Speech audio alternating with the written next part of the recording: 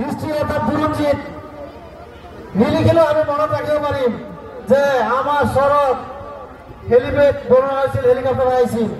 গতিকে আপোনালোকে অলপ সময় ধৈৰ্য ধৰক। ঠিক 2টা বজাৰ লগে লগে আমাৰ 5 লাখ টকালৈকে ফ্ৰী ট্ৰিটমেণ্ট পায়, হয়নে? অৰুণোদয় পায় নে নাপায়? পায়। অলপ দিন পাছত যাৰ ৰেচন কাৰ্ড আছে সকলোৱে অৰুণোদয় পাব, মই আপোনালোকক প্ৰতিশ্ৰুতি দিম। ইয়াৰ ল'ৰাই ক'ৰবাত চাকৰি পাইছে নেকি? এটা দুটা চাকৰি চৰ পাইছে, BDO পাইছে, APSC BDO পাইছে। আগতে পাইছিল নেকি? আগতে পাইছিল নেকি? আগতে কেতিয়াও পোৱা নাই।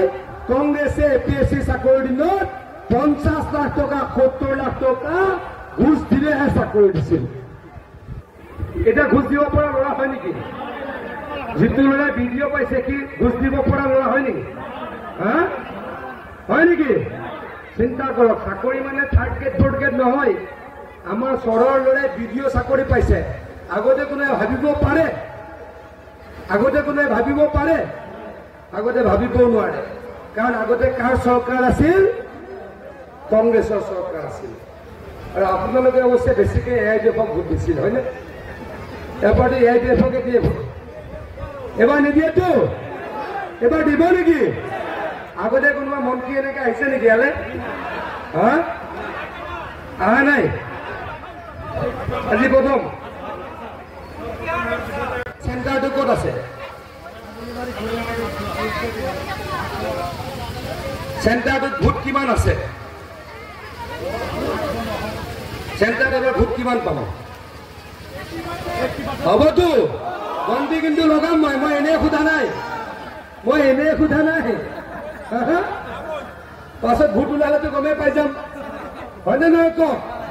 ভোট ওলালেতো গমেই পাই যাম। আপোনালোকে ভোট দিয়ক, আমি কাম কৰি দেখুৱাম। লাহৰীঘাট ইয়াৰ পৰা কিমান দূৰ? 20 কিলোমিটাৰ। লাহৰীঘাটৰ মূল সমস্যা কি আছিলে কওক? গৰাখহনীয়া। কাম আৰম্ভ হৈছে নে নাই? গম পাইছে নাই কাম আৰম্ভ হৈছে? কোনে কৰিছে কাম আৰম্ভ? মই কৰিছো, হয়নে? কিমান দিন কংগ্ৰেছক ভোট দিলে লাহৰীঘাটৰ মানুহে? কৰি দিলে নেকি? হা মোৱামাৰী কিমান দূৰ? 7 কিলোমিটাৰ। তাতে যে 38 কোটি টকা দি এই যে জিঅ' বেগ প্ৰটেকশ্যন কৰিছো, গম পাইনে? তাতে মোক ভোট দিছিল নেকি? আগতে লাহৰীঘাটত আমাক ভোট দিছিল নেকি? মই কিয় কৰো এই কাম কওক? আজি এতিয়া ওপৰৰ পৰাই দেখিছো মায়ঙৰ পৰা গোটেই মথাউৰি ৰাস্তা পকা কৰিছো ক'লে শিলঘাটলৈ।